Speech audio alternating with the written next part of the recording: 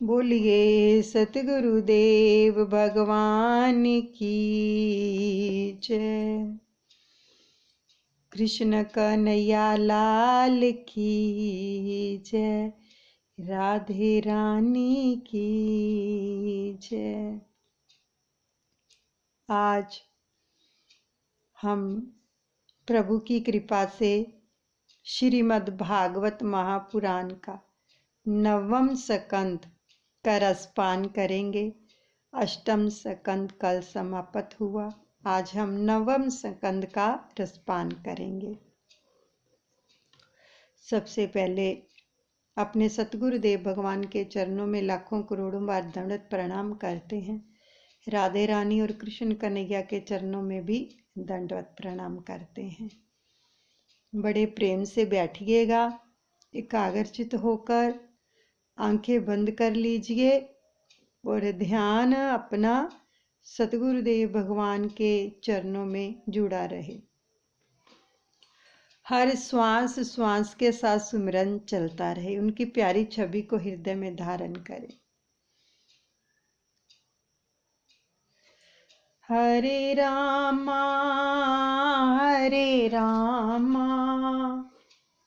रामा रामा हरे हरे, हरे कृष्णा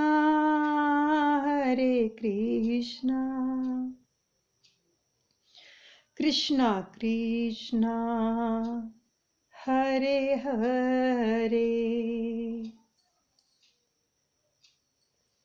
हरे रामा रामा रामा हरे हरे, हरे कृष्णा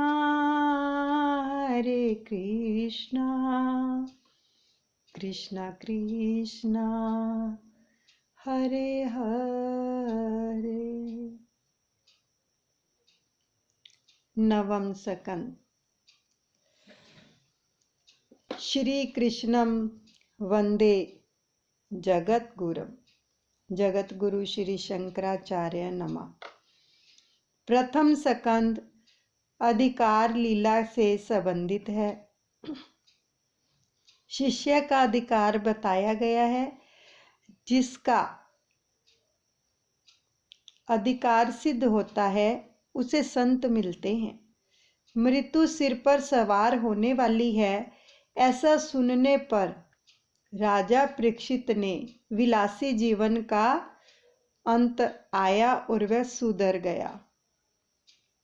विलासी जीवन का अंत और भक्ति सिद्धि हो पाए तभी जीव अधिकारी बनता है। वैराग्य धारण करके जो बाहर निकल पड़ता है वह संत बनता है। उसे अपने आप सतगुरु आ मिलते हैं। संत के वर ही संत पधारते हैं। संत के घर ही संत पधारते हैं। तुम संत बनोगे, तुमसे भी संता मिलेंगे।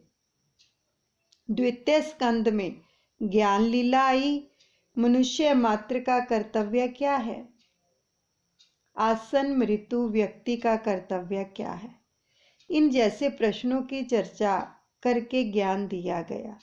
तृतीय और चतुर्थ स्कंदों में सर्ग विसर्ग लीला वर्णित है। इनमें ज्ञान को क्रियात्मक रूप देने का उपदेश दिया गया है।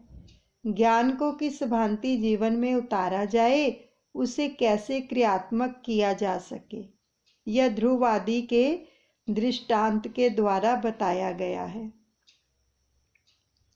ज्ञान जब तक शब्दात्मक है तब तक शांति नहीं मिलेगी।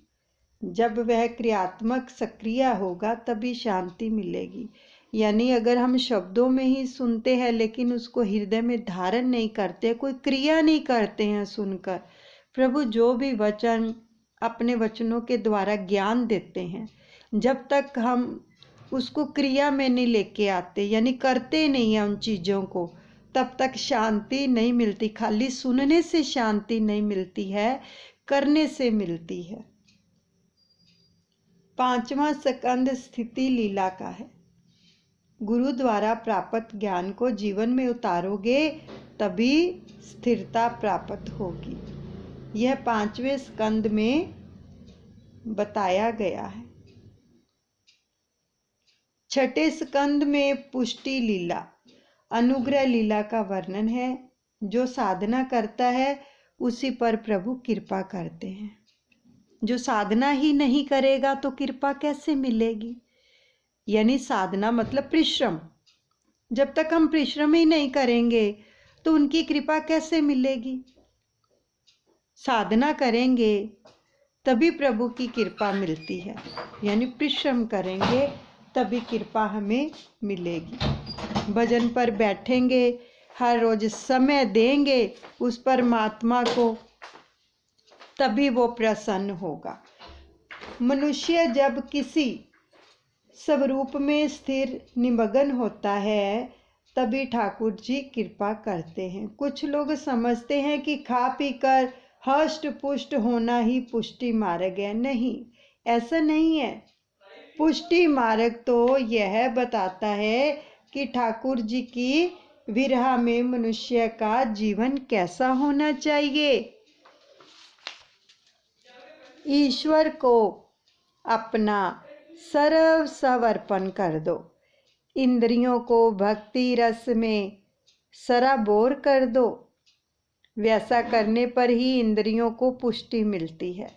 मनुष्य यदि पुष्टि का ठीक से उपयोग करे और वासना के वेग में बह जाए तो वह पुष्ट होने की अपेक्षा दुष्ट ही बनता है।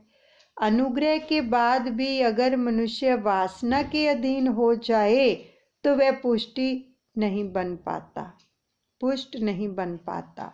7वें स्कंद में असद वासना को दूर करने के संतों के धर्म बताए गए हैं।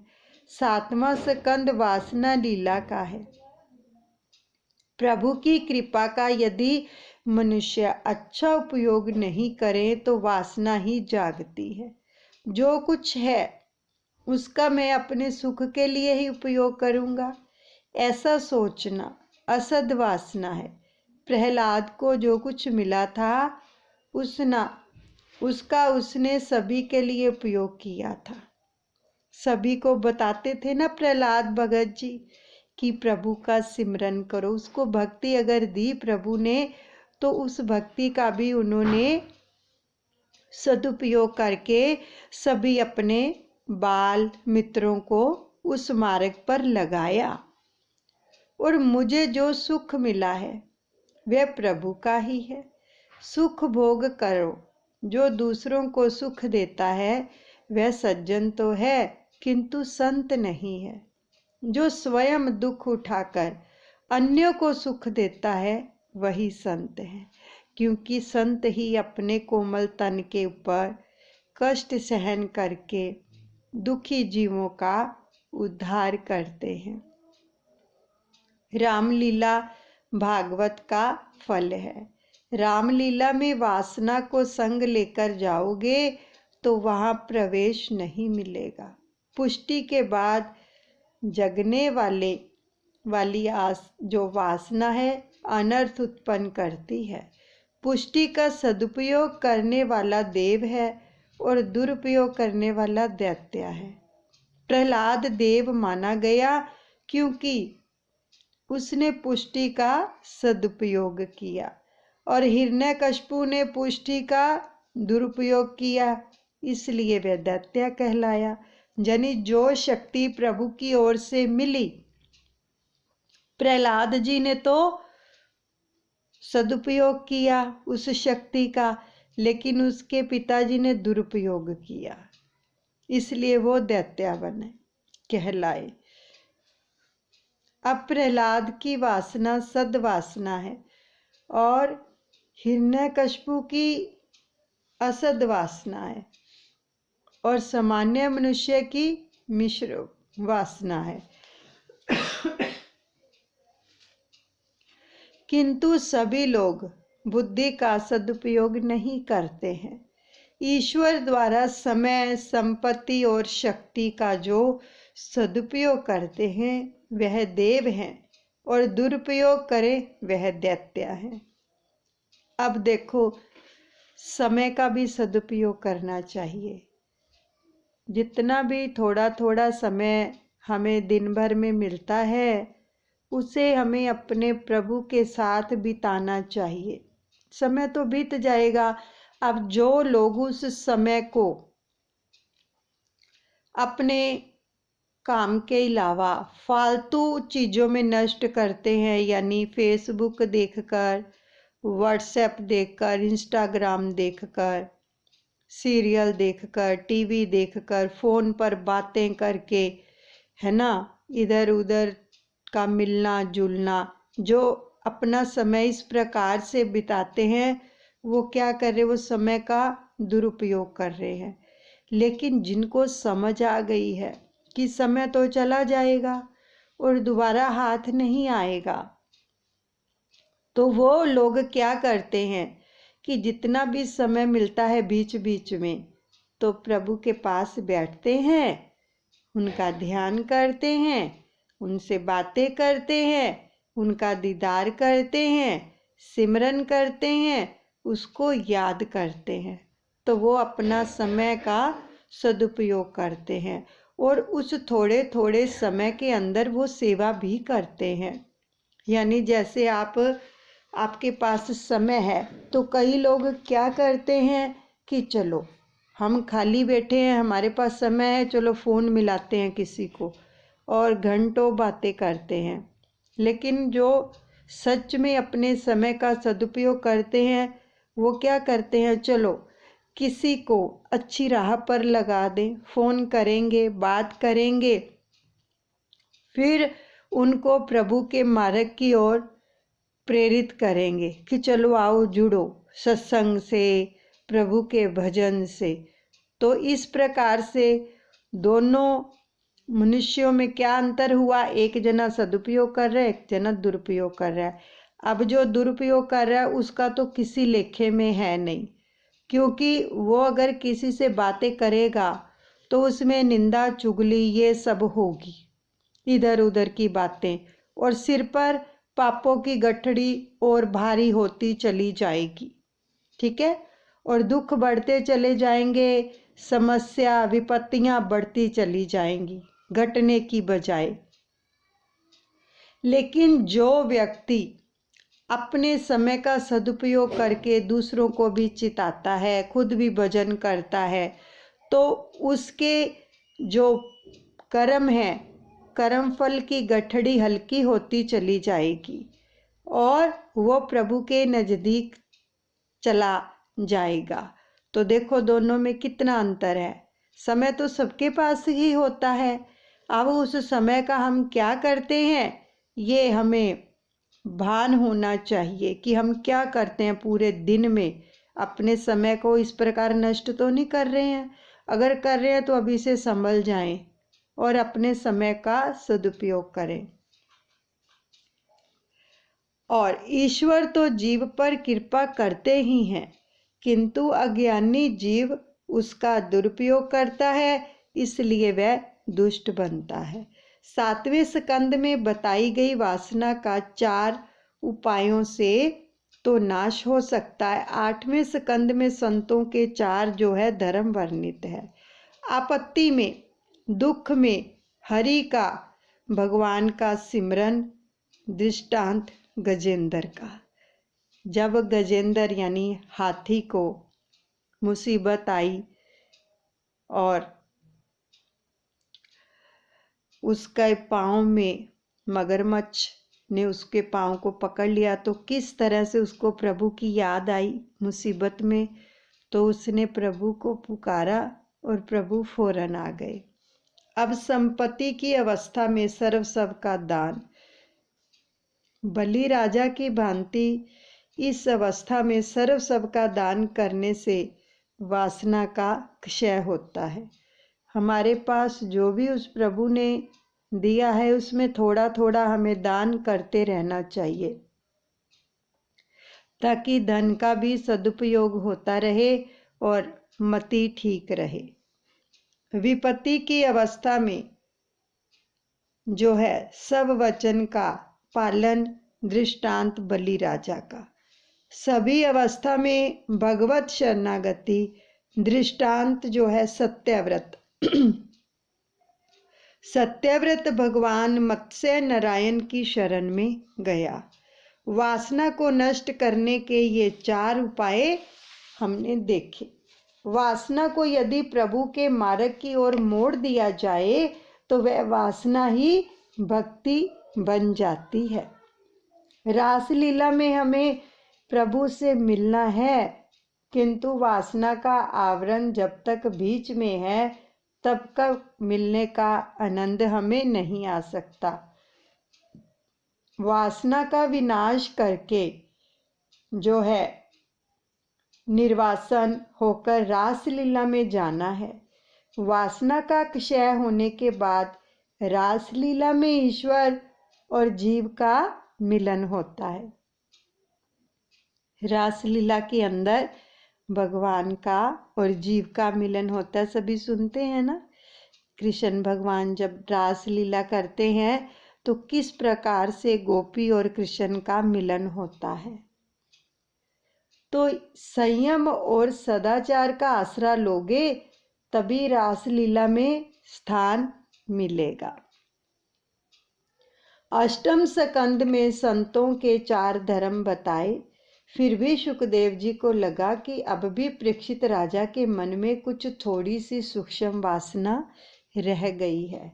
यदि राजा उस सूक्ष्म वासना को मन में ही लेकर रासलीला में जाएगा तो वहां भी उसे काम ही दिखाई देगा। मैं राजा को रासलीला में ले तो जाऊंगा, किंतु यदि उसके मन में काम बाकी रहा होगा तो उसे वहां भी लौकिक कामाचार ही दिखेगा।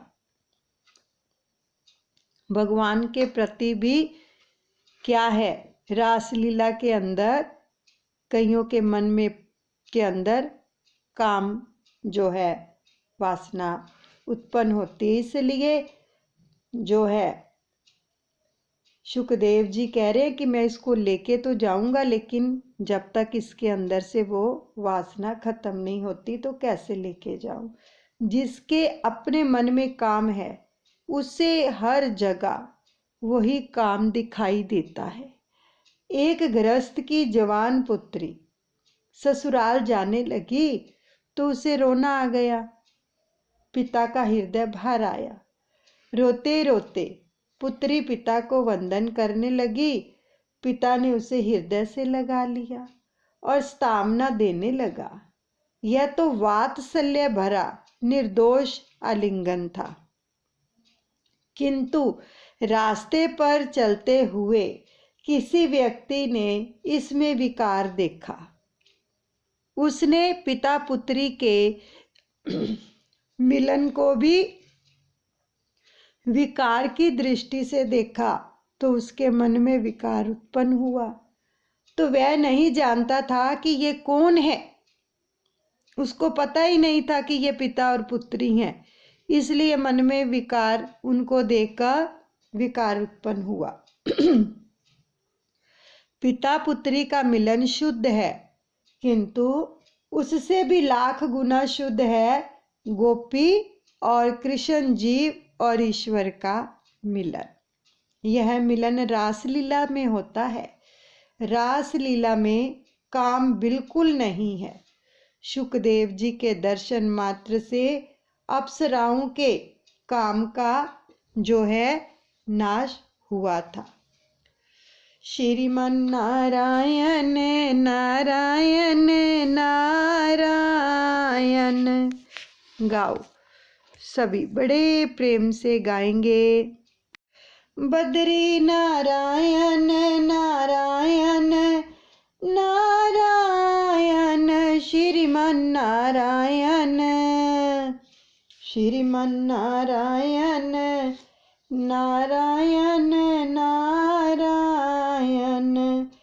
मेरे नारायण नारायण नारायण श्रीमन नारायण नारायण नारायण।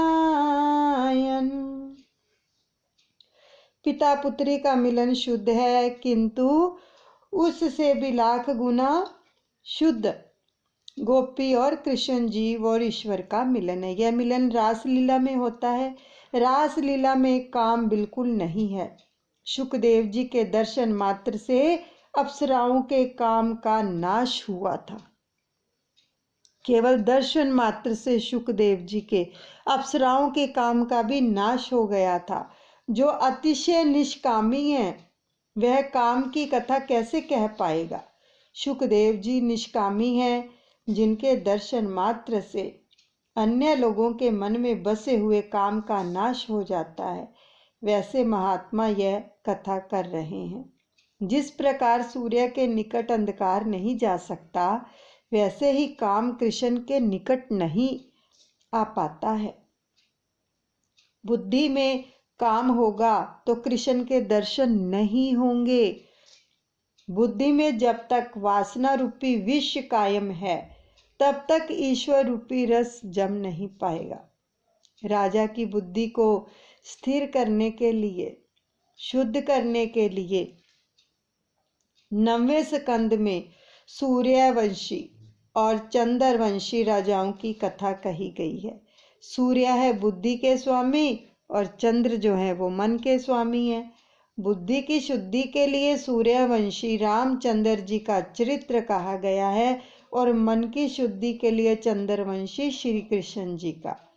रामचंद्र जी की मर्यादा का पालन करोगे तो तुम्हारे मन का रावण मरेगा, तुम्हारे मन का काम मरेगा और परमात्मा कृष्ण पधारेंगे। राम के बाद कृष्ण आते हैं। जो रावण को, काम को मार सकता है, वही कृष्ण लीला का दर्शन कर सकता है। रामचंद्र जी के चरित्र का वर्णन रामायण में विस्तार से किया गया है। उसी का संक्षिप्त वर्णन यहाँ भी कुछ हेतुपूर्वक किया गया है। जो रामचंद्र जी की मर्यादा का पालन करता है उसे ही कन्हैया मिलता है। मन को शुद्ध करने के लिए ही ये लीलाएं हैं। अब इस 9वें स्कंद के 2 प्रकरण हैं जो सूर्यवंशी और चंद्रवंशी राजाओं के विषय में है।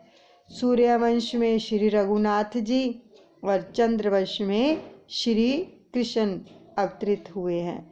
7वें स्कंद में वासना की कथा थी। उस वासना का नाश करने के लिए 8वें स्कंद में 4 उपाय बताए गए। संतों के इन 4 धर्मों को जीवन में उतारने से वासना का नाश हो सकता है। वासना को यदि विवेक पूर्वक प्रभु के मार्ग में मोड़ दिया जाए तो वह उपासना बन जाती है और मनुष्य को मुक्ति भी दिलाती है। वासना के विनाश के बाद 9वें स्कंद में प्रवेश करना है। मन और बुद्धि की शुद्धि के लिए यह 9वां स्कंद है। इंद्रियों में बसी हुई वासना स्थूल वासना है और मनोगत वासना सूक्ष्म। संतों के धर्मों को जीव में उतारने में स्थूल वासना का तो नाश होता है, किंतु मन और बुद्धि में बसी हुई सूक्ष्म वासना का नाश वैसी आसानी से नहीं हो पाता। मन के स्वामी है चंद्र, बुद्धि के स्वामी है सूर्य और चंद्र बुद्धि और मन के देव हैं। इन दोनों की आराधना करने पर बुद्धिगत वासना का क्षय होता है। वासना का पूर्णतः क्षय हुए बिना मोह का क्षय नहीं हो पाता और मोह के क्षय बिना मुक्ति नहीं मिलती। मन में सूक्ष्म मल का नाश होने पर ही जो है मुक्ति मिलती है। ज्ञानी पुरुष बार बार सोचते हैं कि संसार में सच्चा सुख नहीं है। जब तक शरीर है तब तक सुख सुविधा की उपेक्षा रहती है, किंतु अंत में परिणाम तो दुखदायी होता है। ऐसे मानकर ही उपभोग भोग करते हैं। सूर्य चंद्र की उपासना के बिना बुद्धिगत वासना का नाश नहीं हो पाता। मन में सूक्ष्म मल भी नहीं रहने पाएगा तो मन मरेगा, अतः श्री कृष्ण मिल जाएंगे। मन मरेगा तो मुक्ति मिलेगी। आत्मा तो नित्य मुक्त है। मुक्त तो मन को करना है।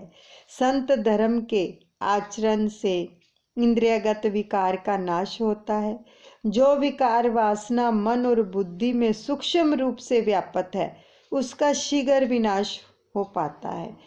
तो जिसका जन्म अंतिम है उसका मन अतिशय शुद्ध हो सकता है। मेरा मन तो शुद्ध ही है, ऐसा विचार कभी ना करो, क्योंकि ऐसा करने से साधना उपेक्षित हो जाने की संभावना होती है। भोजन से चाहे संतुष्ट बनो, भजन से नहीं। यानी भोजन करने पर हम कहते हैं हम संतुष्ट हो गए, ऐसा तो जरूर आप बोल सकते हो, लेकिन भागवती जी कह रही हैं भजन करने से कभी संतुष्ट मत हो, कि जितना भी करो उतना ही कम है। जितना भी भजन करो, ये ना सोचो कि हमने अब नियम पूरे कर लिए हैं, 2 घंटे भजन कर लिया तो हो गया काम। कभी संतुष्ट मत हो, क्योंकि प्रभु का भजन तो हर श्वास श्वास में चलना चाहिए, तब भी कम है। क्योंकि देखो, जो भजन करता है वो भी रोया, और जिसने नहीं किया वो भी रोया। अब जिसने नहीं किया क्यों रोया, और जिसने किया वो क्यों रोया? दोनों क्यों रोए बताओ। देखो, जब उनको पता चला, जिसने भजन नहीं किया वो तो रोएगा ही।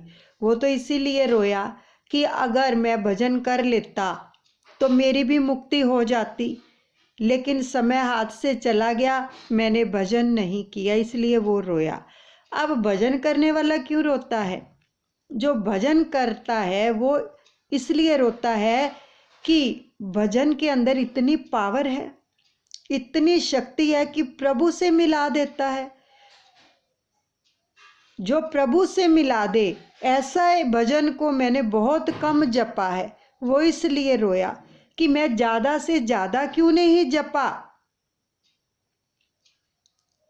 तो इसलिए कभी भजन के प्रति संतुष्ट नहीं होना चाहिए कि हाँ नियम हो गया बस ठीक है। नहीं, ये तो श्वास श्वास चलता रहे।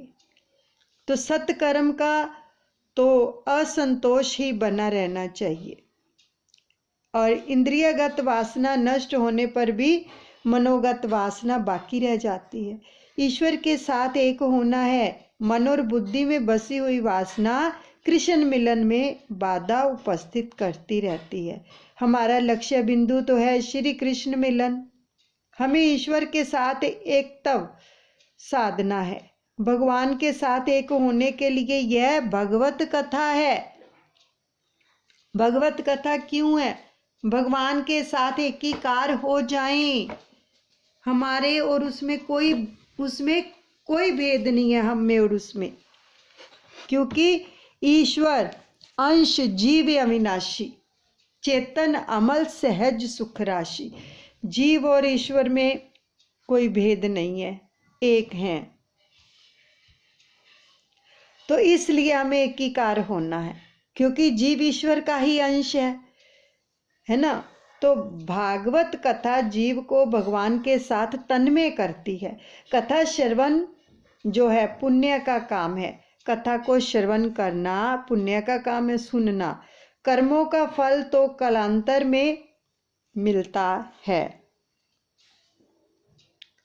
जबकि भागवत कथा श्रवण का फल तो शीघ्र ही मिलता है। इस कथा श्रवण का फल है संसारिक विषयों का विस्मरण और ईश्वर के साथ तन्मय। तभी सभी साधनों का यही फल है। कथा कीर्तन में अनायास ही तन्मय हो जाती है। जगत को अनायास भूलकर ईश्वर के साथ तन्मय होना ही सब साधनों का फल है, कि हमें ईश्वर के साथ एकीकार होना है।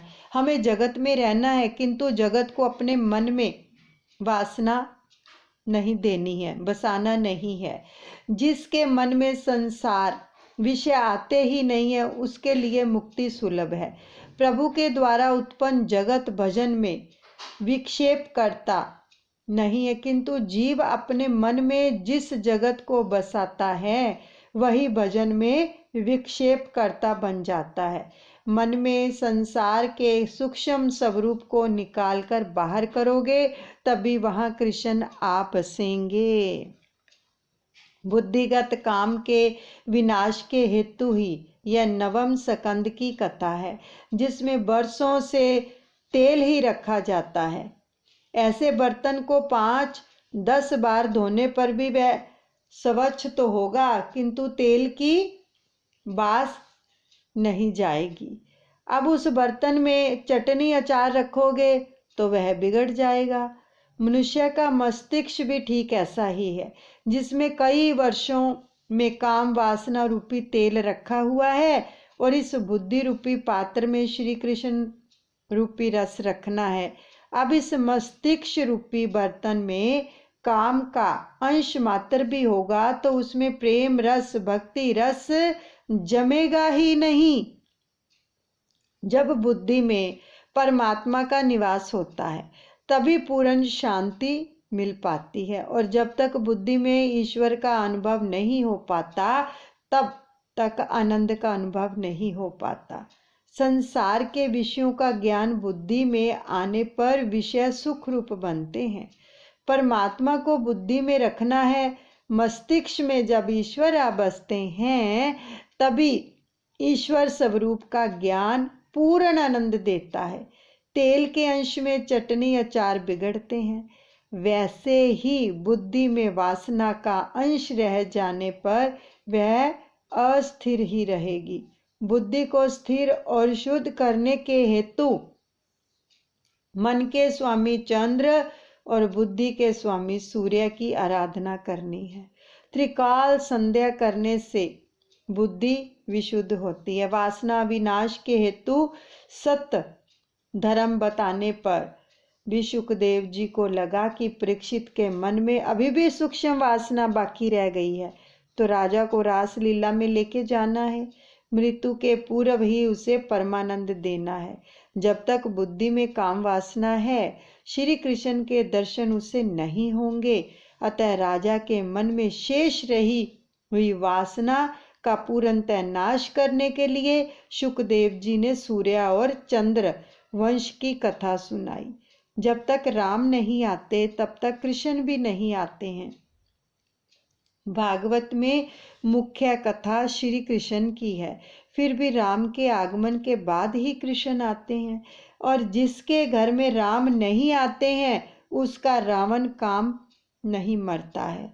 जब तक काम रूपी रावण मरता नहीं है तब तक श्री कृष्ण नहीं आते हैं। इस रावण को मारना है। रावण तभी मरेगा जब राम की मर्यादा का पालन किया जाए। चाहे जिस संप्रदाय में विश्वास हो, किसी धर्म में आपको विश्वास हो, आपके कोई भी इष्ट देव हैं, लेकिन उन पर विश्वास दृढ़ रखो। भागवत जी कह रही हैं, बेशक हम श्रीमद् भागवत जी का पाठ का रसपान कर रहे हैं, लेकिन संशय भरम मत रखो। हमारे जो भी इष्ट देव हैं उन्हीं का ही रूप समझें, और किंतु जब तक रामचंद्र की मर्यादा का पालन नहीं करोगे तब तक आनंद नहीं मिलेगा।